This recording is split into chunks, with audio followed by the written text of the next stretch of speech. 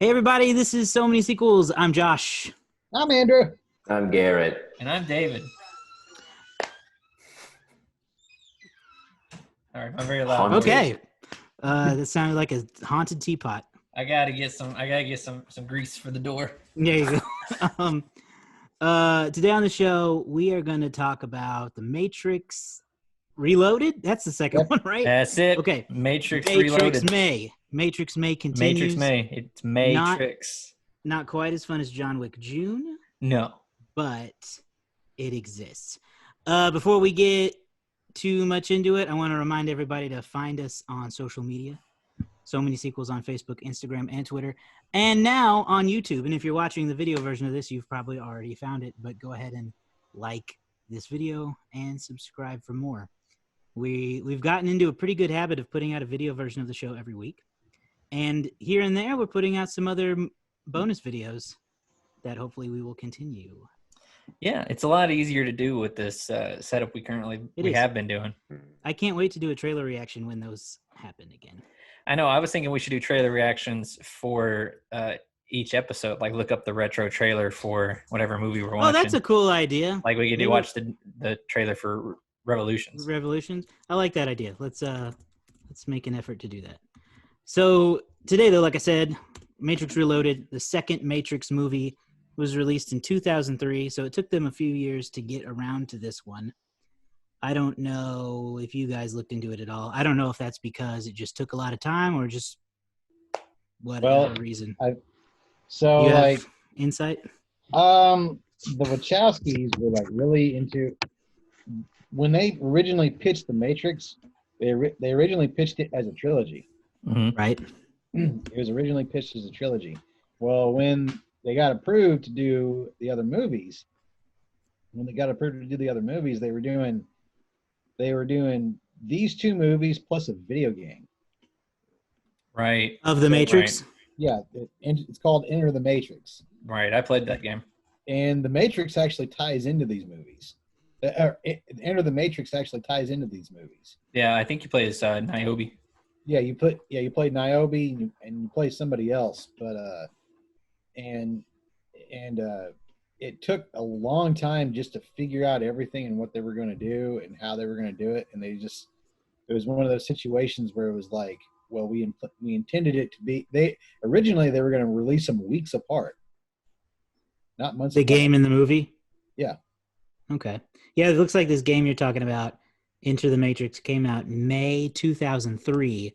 So The Matrix Reloaded came out May 13th versus May 15th for the movie. So yeah, they did get it released days apart. That's cool. Yeah. So that's a fun fact I didn't know about. Yeah. The movie itself, though. Should have taken more time.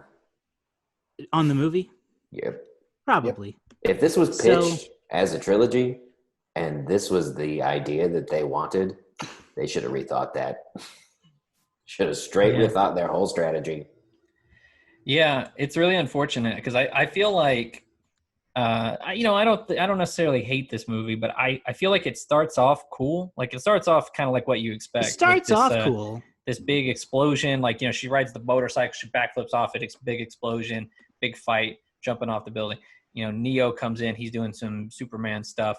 And then after like the first 15, 20 minutes, it just kind of slowly starts to descend into kind of this bloated, over dialogue heavy, circular logic movie. And so you end up if I feel like a lot of viewers end up waiting for the next action scene after a while. Like, I don't fault them for trying to write something that's a little bit more intelligent, a little bit smarter, but it's just too dense, I think, for your average moviegoer.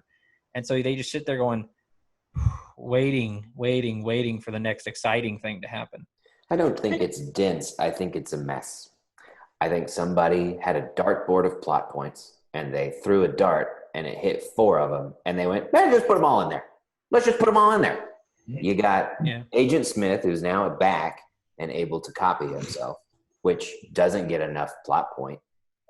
You've got the whole Zion being attacked, which doesn't get a whole, that gets a brunt of the plot point, But this movie feels like a completely different one because we talked about how smart the first one was. This is not smart.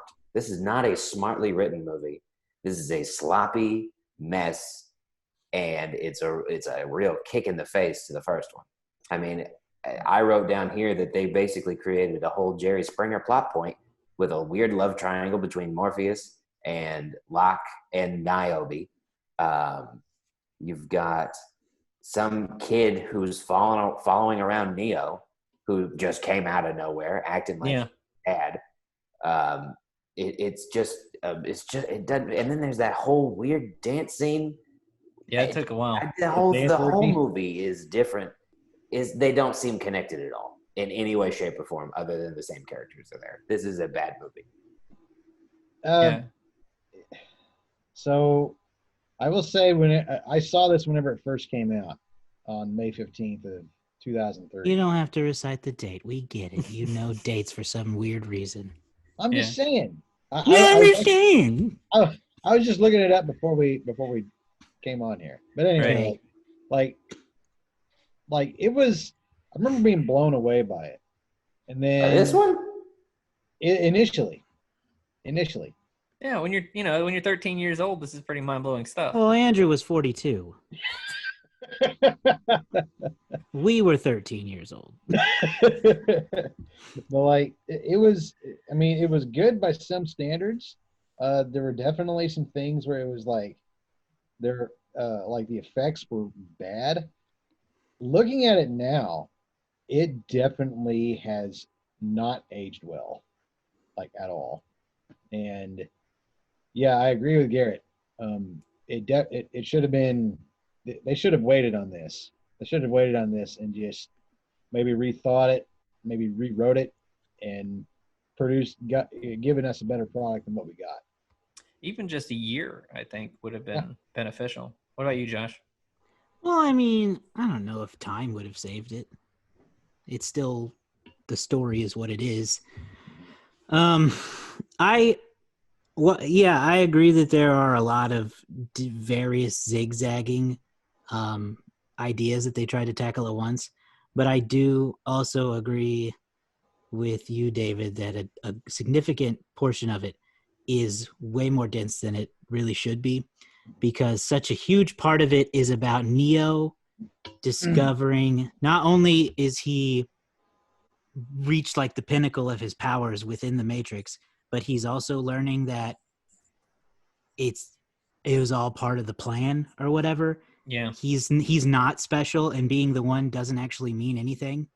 Yeah, it's confusing at times too. And he's constantly told, and there are several conversations about the illusion of choice and how there is no like free will or whatever.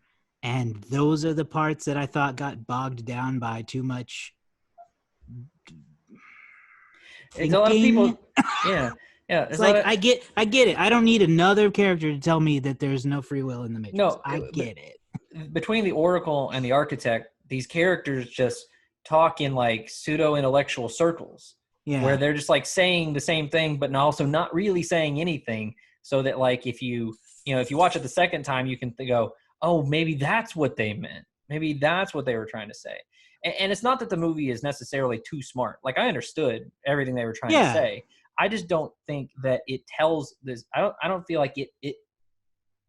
I feel like the characters that are trying to give you that bigger explanation of like free will is an illusion that we've created, and you're actually a program, Neo. You're not actually like the one or anything like that. I feel like the way that they had these characters deliver those concepts does more to obscure the plot than it does actually advance it. Yeah. Let alone, let's not even talk about the French guy, the Mero Veneginovian. Right. I understand that he has I understand that he gets explored a little bit more in the Animatrix or whatever. I literally could not even pretend to know what was going on as he was talking. That whole part was so I lost bad. him. I lost it so bad. He was bad. That whole scene was bad. What did it for me, and this is just picking a plot apart, but they had 5-6 guys all shoot guns at Neo, and then he's like, nah, bro, and he stops him. and then the bullets fall, and then the French guy's like, kill him, and then they go to one-on-one combat. Homeboy just stopped like 100 bullets with his brain, and you think that you can go in there with one-on-one combat and beat him? If you didn't kill him with the guns, you're not gonna kill him now. And then at the end, he seems surprised that they didn't win. He stopped bullets with his brain. No, you done lost immediately. It baffles me that Neo bothers with hand-to-hand combat. If you can stop bullets, which are infinitely faster than people, why are you even bothering with the fighting? You could just like stop them all and push them away. You know, Neo's exact powers are kind of ambiguous at times. I figured out. You guys remember last week? I said that there was something missing in the Matrix, the first one that kept it from being 5 stars for me. Yeah, I think I figured out what it is. I would have liked to have seen more of this stuff with Neo, where he's like doing more of the one stuff, because that movie, he becomes the one, like he stops the bullets, he gets inside a guy, he answers the phone, they escape and win. Like, you don't really get the full breadth, and like the movie ends with him flying into the sky. Like, so you're like, whoa, but like you don't really get a full sense of what exactly the one means, other than he stopped bullets one time. Like, what else can he do? Can we get some more action with him now at his, now that he's reached his potential? So the movie just kind of like leaves that like a mystery, and we finally get the answer here, where we get to see him challenged in several different ways, whether it's having to fly 500 miles in like 8 minutes, or fight like a ton of clones, or fight 8 guys with weapons. Like, this stuff was all cool. I wish that they had put that some of that stuff in the original Matrix. But here we get like a 30-minute fight scene that's like this fight combined with the highway chase. And so like by the end of that, I was exhausted. And I looked up, there was still 37 minutes left in the movie after the highway chase, and I was like, oh, goodness. I never cared about a single thing happening in this movie. Not a thing. They didn't do a good job of setting anything up. It was chaos. It was clustered. And I didn't give a shit about anything that was happening. Not a single shit. I wrote down 15 minutes into the movie that I didn't care. And I wrote down an hour into the movie I didn't care. And at the end of the movie, I certainly didn't care. I was just blow up the Matrix, blow them all up, end humanity, and end this series right now. Right. It's a little interesting too, because for me, I understand where you're coming from, Garrett. I don't feel like it's necessarily bad or necessarily even a bad sequel. It just doesn't really. This is what I talk about when I say these movies didn't engage me as a kid, because I watched this one when I was probably like 13, 15 years old, and I was just kind of like, I don't get the appeal. I don't get the appeal. I don't know what appeals to after this movie. I don't know what would appeal to anybody about the Matrix. It just seems kind of. It seems like it's dull, but sometimes it has action scenes. What I would have done is separate. There's too much going on in this movie. Separate it. You have 3 total movies. I've never seen the third one. It's been a very long time since I've seen this one. Me either. But there are too many plot points that could have been taken into a different movie. So you have this one where you could either focus on the Sentinels coming to Zion, and that is the main mission. They have to take things out of the Matrix and into real life. But I think I would have saved that for the third one and had this one be more focused on Agent Smith being able to, he's free now. He is able to set this copy. And so now he wants to end not only humanity, but the machines. And so somehow Neo and the machines have to work together to stop Agent Smith. Kind of like the friend of my friend is my enemy, or the friend of my enemy is my friend, or something like that, where they have to work together. And then at the end of this movie, Neo still finds out that being the one isn't special, and that because of the thing, or maybe this particular scenario makes him more special, and now the machines are concerned, and their solution is to wipe things out and start over again. And so the third movie focuses on, okay, they've taken care of Agent Smith in the Matrix, come back to real life, because now there is this real threat coming from these machines, and they have to now save real life. Yeah. I think that is a better progression. I don't know what the third one is. Maybe I don't know like that. But like there's just too much going on that didn't get a focus, and they tried to put it all together into one. Whereas if you focus on Agent Smith, that would have been a better focus. And Yeah, then the because you third could have one had a more. is saving humanity as a whole, because that's what you've been trying to do this whole time. So you've taken care of the Matrix in the second one. Now you have to save humanity in the last one. Yeah, you get a more centralized villain too, with Smith kind of being a rogue element. Well, Andrew, what do you think? No, I think it was. I really honestly think that this movie was just way too jumbled, and I thought it was very underwritten. And it could have been. I felt like the writing and the direction both could have been way better. And really, what I take away from this is that. Other than like some cool scenes, like I love the highway chase. Like that is. I love the highway chase a lot, but that's it. Like that's the only thing about this entire movie that I really like. Yeah, I can't say that I like anything else because the weird dance orgy scene that's in the beginning. it's not really. Yeah, it's a weird dance scene, and it's intercut with Trinity and Neo. Finally getting it on. Doing their thing. Getting into the Matrix the other way. I hated every moment of that. It just like all of that. It was just like why, and I'm happy that we saw a glimpse of Zion. Mm-hmm. I'm happy that we saw here's what I'll say is that I have a hard time thinking like the technology down there in Zion was not as advanced as the technology in the Matrix, because like whenever they were, one thing I was thinking of was like whenever they were docking, they had there was that room that was like completely white, and you see these people like it was like super futuristic. Yeah, it was like very super futuristic. I'm like, man, I thought these people were supposed to be underground.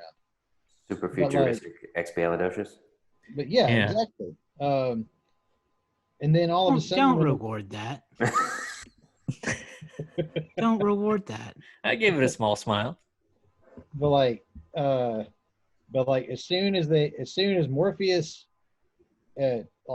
starts talking to all the people in Zion, he's literally yelling, and I'm like, there's a huge contrast here in terms of how they progress, and I'm trying to figure it out. And I think that it's hard for me to convey just like what I really feel about this movie, because in the beginning I really liked it. Now I don't. It's not one of my favorite movies. So at what point do you decide you don't like it anymore? I think really when like, as I was watching it and I was like trying to appreciate it at least a little bit, I'm like, I can't do it anymore. It just doesn't feel right. Yeah. It doesn't feel right. Yeah. I kind of agree with what you're saying in a sense of how that first one is regarded and what it did.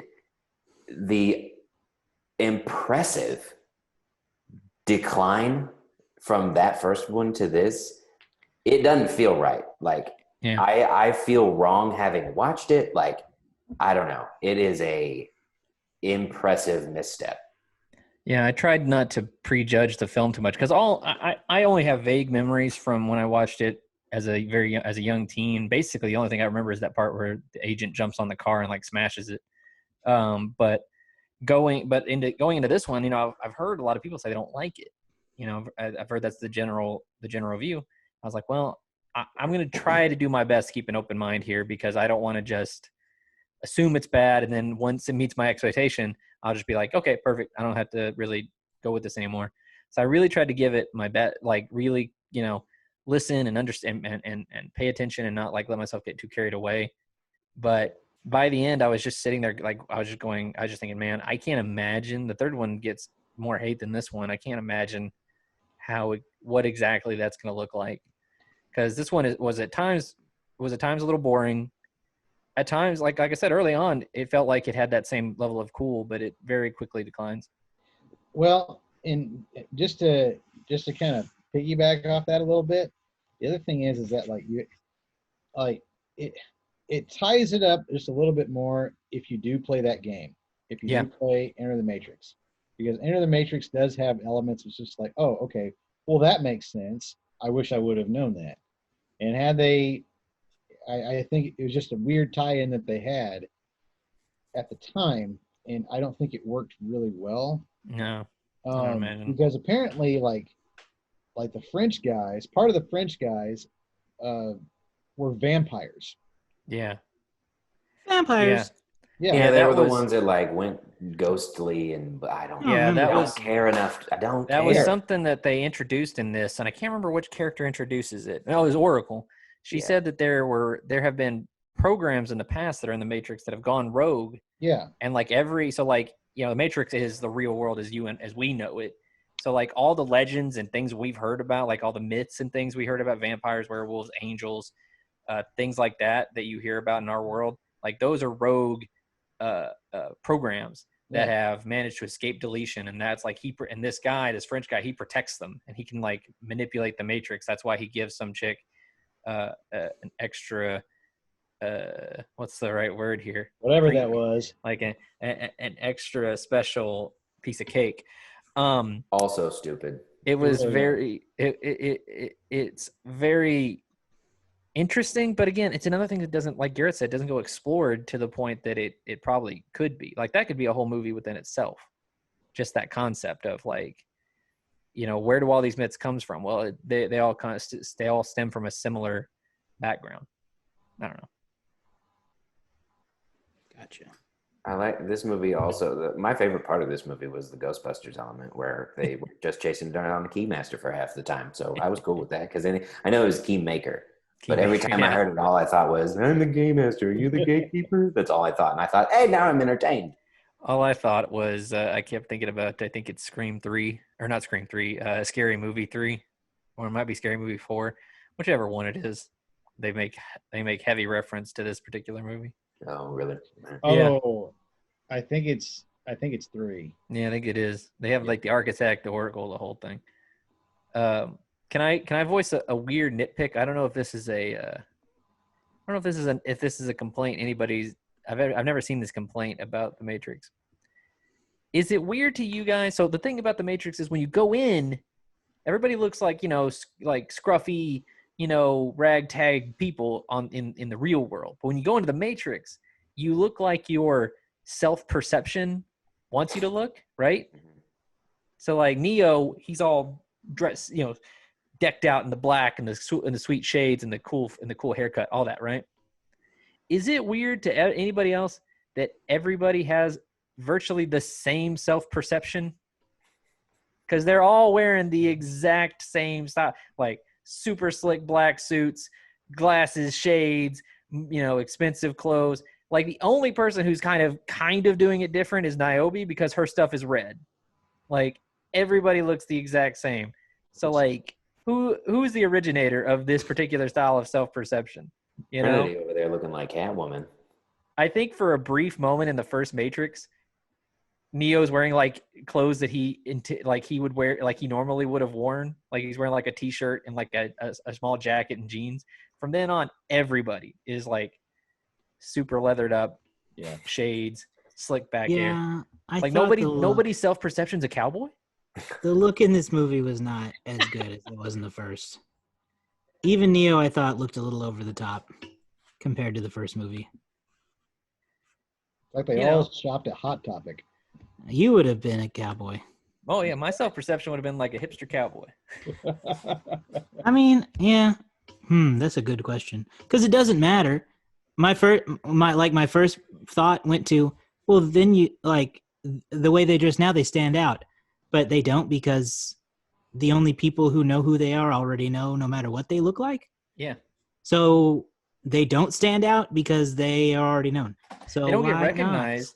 They don't get recognized till they do something that directly affects the Matrix, like trying to break something or destroy something, or they start shooting guns. Then all of a sudden the agents catch on. But they otherwise, all they just look cool. look all the same. right? They all look, but everybody has the same definition. Yeah. Well, they don't Like have goth much. kids.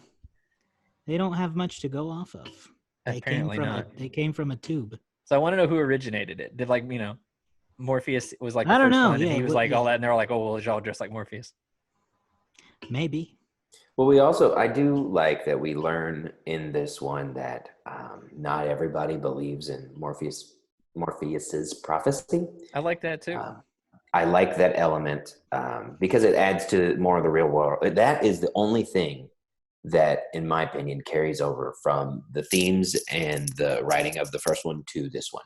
Yeah. It's very religious heavy, like there are like very religious undertones in the first one, and it's a story that people can recognize, and they take that and expand on it in this one, where we're all led to believe after the first one that this is the way it is. Mm-hmm. But then everybody's you come looking into for this one, yeah. and it's like, no, people don't believe that, just the same way people don't believe the same things as everybody else in real life. So I did like that element, but it wasn't enough to make anything else better. I mean, it was just that one piece that I felt like, okay, this ties in well, this makes sense as a carryover, and they're expanding on this one piece of the story and left everything else behind.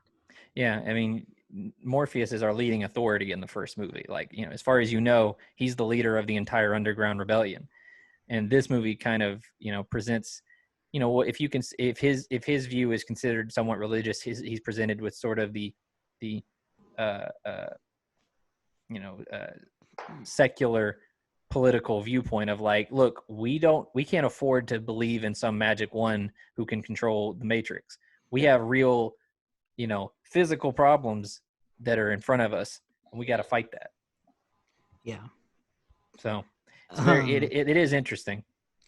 Last week on The Matrix, we talked a little bit about some of the alternate casting that could have happened. And I didn't see a lot for this one in my usual places, but I did see one. Well, I saw two of somewhat interest on the IMDb trivia section, which I always take with a bit of a grain of salt because I never really know where that stuff comes from. Sometimes the trivia is very, very rote on that. Yeah. That Does said, one of them have to do with the architect? One of them does have to do with the architect. Okay. Sorry. That Sean Connery was offered the role of the architect, and he turned it down because he couldn't understand what the movie was about. Yeah. Do you blame him? He Will Smithed it. No, I can understand what the movie was about. I just don't think it was done well, but I fully understand it. Right. Well, it. But in his case, he turned down a good movie to turn down. Will Smith did not. Sean Connery probably didn't watch Sean Connery in the first one, 2003 needed this movie more than that movie needed him. Was he retired by this point? I don't think he was quite yet. Would this be a come out of retirement movie for him? I don't know. Because he hadn't done The League of Extraordinary Gentlemen yet, had he? I don't know. I think that was that the movie year came that out it came compared out. to this one. That was like his last major movie, wasn't it? Yeah, I think that was the one he retired on. So this says that he apparently explained that in an interview on the League of Extraordinary Gentlemen DVD. So there's a source for that one. And then the other one, the role of Seraph, was originally written for Jet Li. But Jet Li asked for the same amount of money as Keanu Reeves, which seems dumb. Yeah. You're not the star of the movie. Right. Yeah. I don't know if he has a bigger role in the third one or not. So they said no. And then the role was changed to a woman and offered to Michelle Yeoh. Is that how you pronounce her name? Yeah, I think so. Yeho? Yeah. She's very good. Yeah, she got a big list of. She's in Star Trek Discovery. Yeah. Oh yeah, I didn't realize. Yeah. Crouching Tiger, Hidden Dragon. Mm-hmm. Anyway, but the Mummy she ended up having to drop out because of scheduling conflicts. So then back to a guy. I liked that in a Letterboxd review, someone wrote, Seraph is the password trying to figure out you're not a robot. Click all the pictures with traffic signs. All right, I think that we've kind of exhausted all we can really say about The Matrix Reloaded without just continuing to trash it, which is, fun, but how long are people going to really watch that? Yeah. Probably not very long. Let us know what you thought in the comments. Yeah, please do. If you're on YouTube, like this video. Liking this video doesn't mean you like the movie. Yeah. It means you like our video. Yes. So it means you like us, and we like that you like us. So like us and subscribe. Yay. That's right. And then Facebook, Twitter, Instagram, find us all on there. Okay. With that, we will transition into talking about the box office history of that movie, which is, I believe, fairly significant. Oh yeah. It's Made quite a lot of money and held some records for a while. It's pretty good. This was a highly anticipated movie. A lot of people compare it to, which is kind of funny on far less of a time period wait, but a lot of people compare this movie to The Phantom Menace for multiple reasons. The Matrix debuted the weekend of May 16th, way back in 2003. Finished with it finished number one with a 3-day total of $91.7 million. Now that's a big opening at the time. That's huge. It was the highest opening weekend of 2003. It was the fifth highest opening. It's still currently the fifth highest opening for an R-rated film. And for a year, it was the number 2 highest opening of all time behind Spider-Man.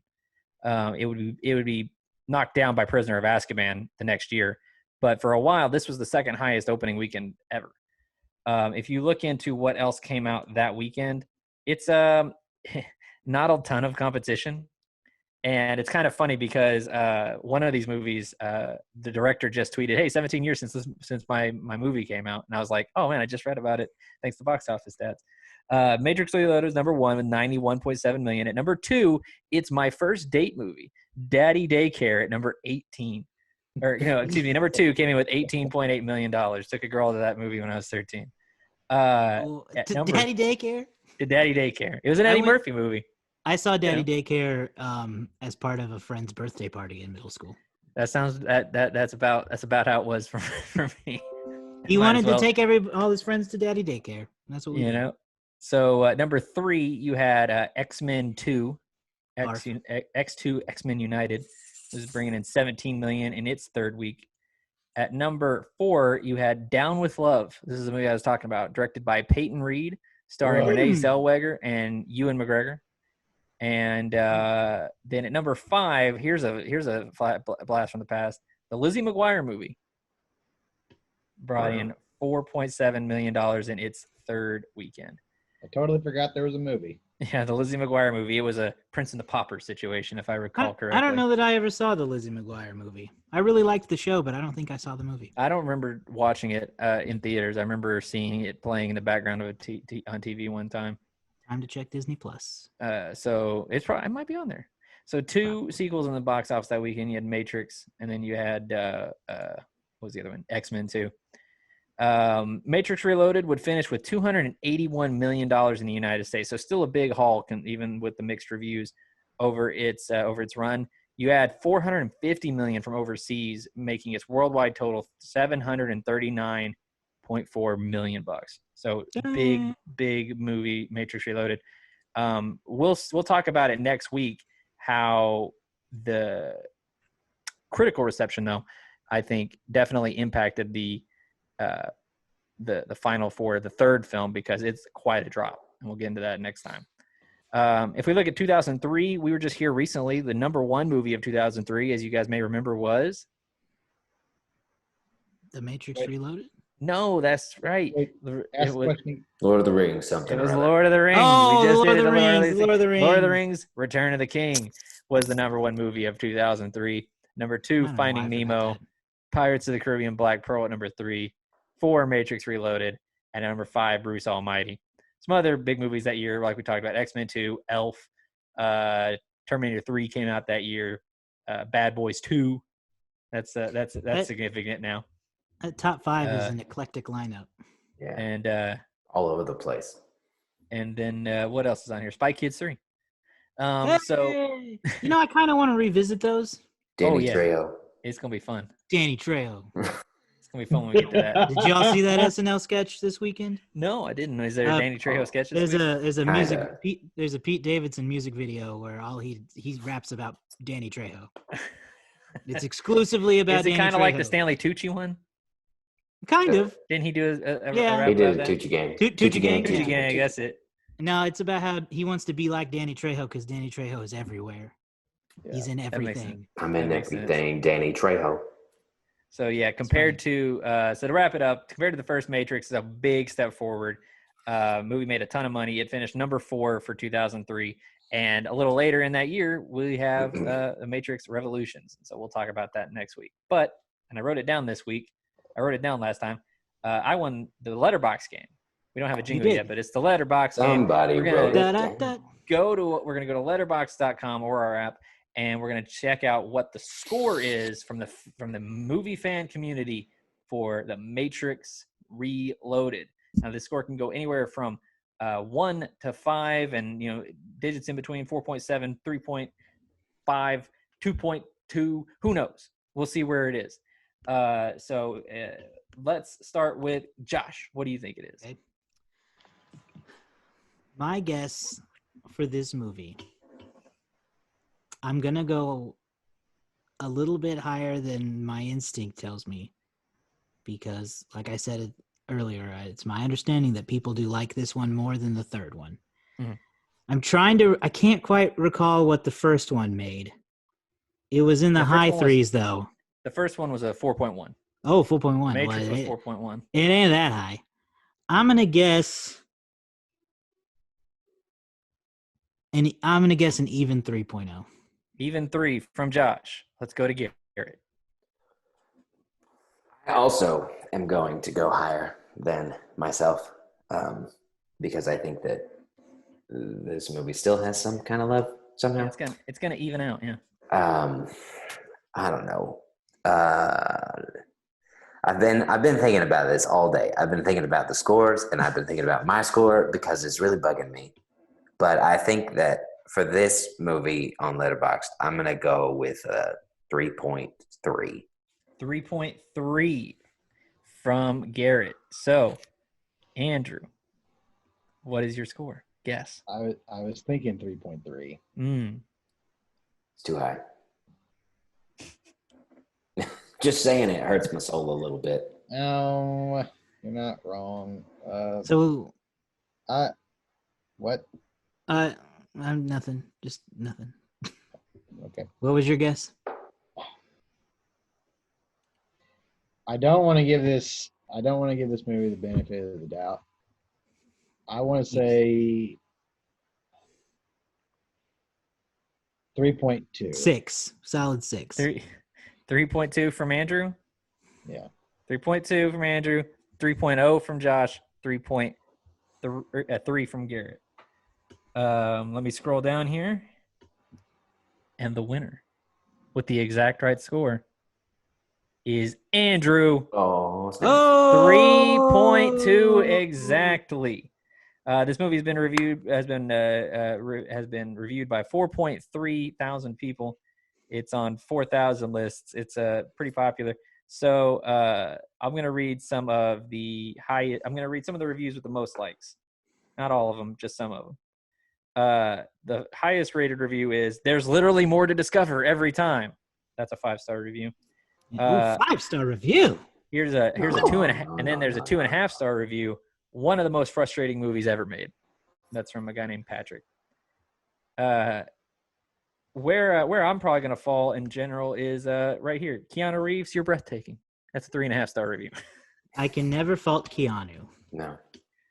No, we didn't really talk about the acting much, but I don't think there's that much to say. There's not. Well, that's it He for does what you Letterboxd think. game. What do we review it? Or what do we give it in terms of stars? 2. A 2 from Josh.